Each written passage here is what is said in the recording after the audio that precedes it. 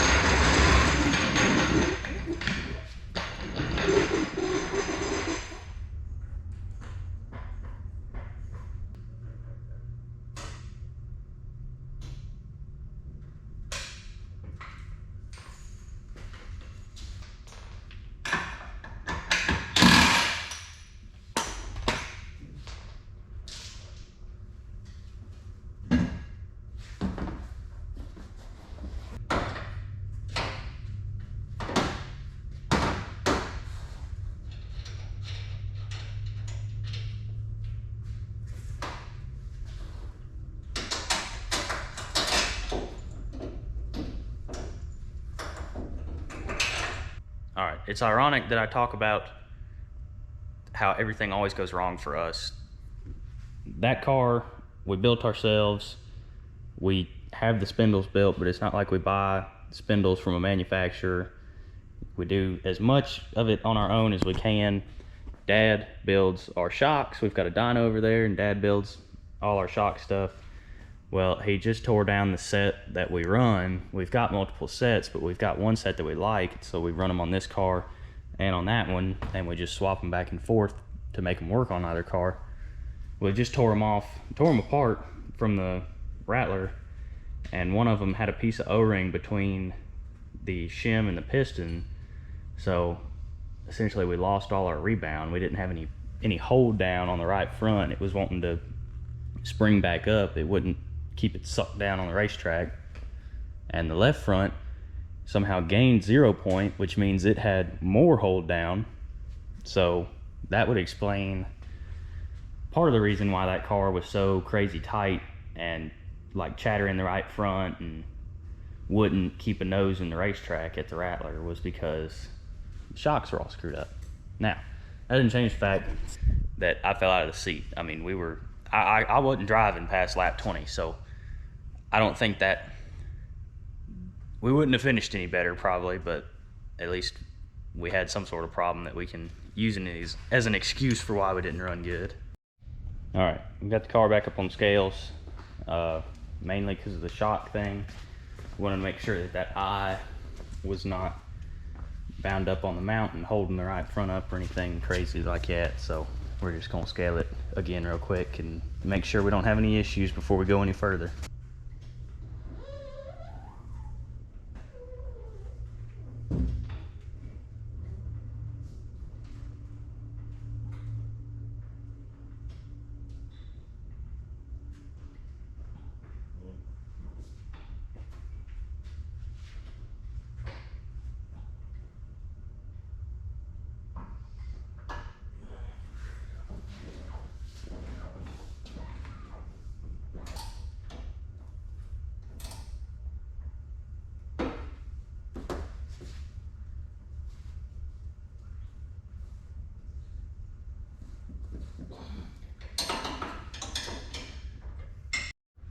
I'd like to add, I had to go out there and get some slugs for the control arm because the right front needed some more caster when we were going through it. But I'd like to add, that trailer we bought, camera's dirty. That made it worse.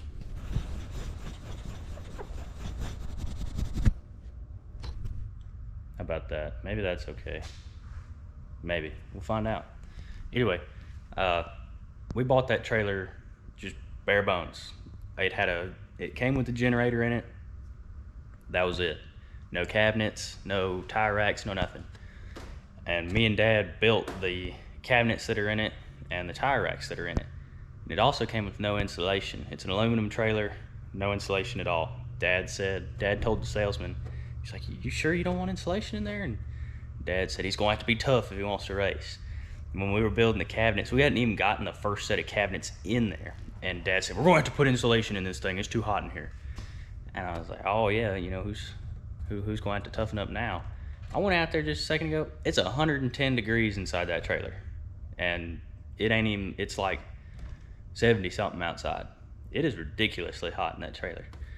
But when we're at the racetrack, the doors are open and usually Mom has like a fan going, so it ain't that bad. But I just figured it was worth mentioning that Dad was the one who came up with that idea, and now it's 110 inside that trailer. So either way, we're done for the day. So he's got to run to town, so he's left us some time to do that. So tomorrow we'll get back after this thing, finishing doing the setup.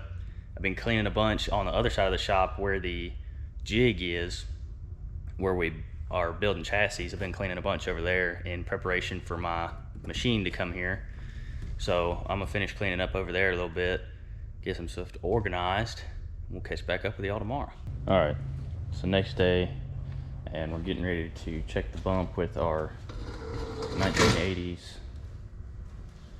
bump machine. I saw one the other day it's just like that, but it has a little motor on it, and it's like a shock dyno. It's just there and runs it up and down on its own. Tells you what needs to, tells you how much you're running out. Pretty crazy. It'd be nice to have one of them, but for now we will do it the old school way with a little bottle jack and dial indicators. All right, while Dad is setting the bump, I'm getting space cleaned out for my machine to come in and go in that corner. So I sold my little manual mill. My manual lathe is right here in this corner, where our fuel used to be. So now we gotta find a place for it. Truth be told, it'll probably go back in this corner, but I don't know, because all I really turn on that is plastic, so it's not like anything super hot's coming off of it. So I feel like it'd be fine to put fuel back right there, but I don't know, we'll get it figured out. Either way, we're cleaning out space. I wanted to mention while Adam's up here that he looks like the Lego robber wearing that hat. It looks exactly like the Lego robber. So there's that. I didn't even remember to mention it, but we've matched this car's paint scheme to the car that we built. It's actually a little bit different. The auto parts is white and the border around my numbers is red instead of black.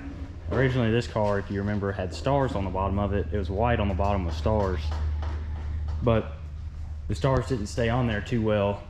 Even before the door got caved in and the bumper got crushed up and all that, they weren't sticking well before, so we decided just to go a little more simple with the yellow and make it match that car. So hopefully y'all like that. I kind of like either or. I mean, I was a fan of the stars, but I like his too, so it's a little bit easier to do.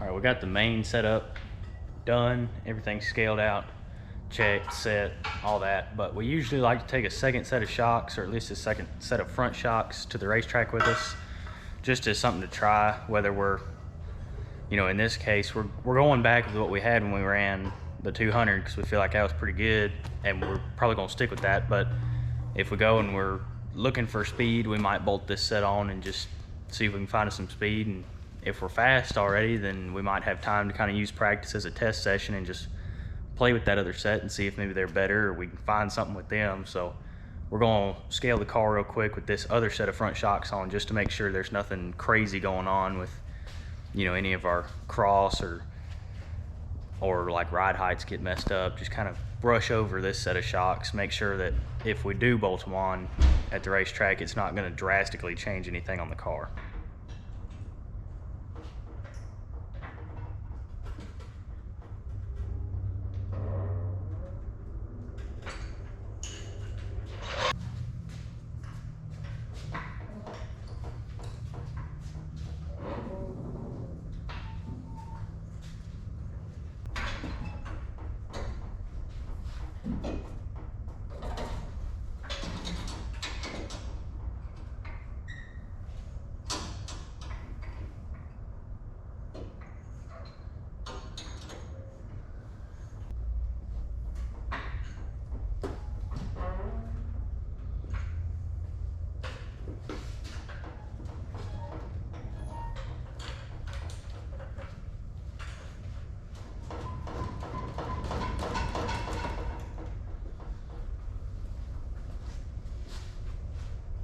All right, guys, there you have it. This car is ready for round 2 of the Show Me the Money series at Montgomery. All we got left is we're gonna run the referee over it real quick, check nuts and bolts. I'm gonna replace the seat belts that are in this car for some 2-inch ones. There's 3-inch in there right now, but we're gonna tackle all that next week. So as always, I appreciate you guys watching. Remember, 2 weeks from now, round 2. We're 10th in the points right now after the first race, so we're down but not out for Rookie of the Year. So that's kind of our goal for this year, is hopefully be Rookie of the Year at Montgomery. So it'll be exciting. I think if we can build off of the momentum we had at the 200 and get a little better finish, we'll be doing really good. So be sure to subscribe so that you don't miss that video coming up here soon, and we'll catch y'all in the next one.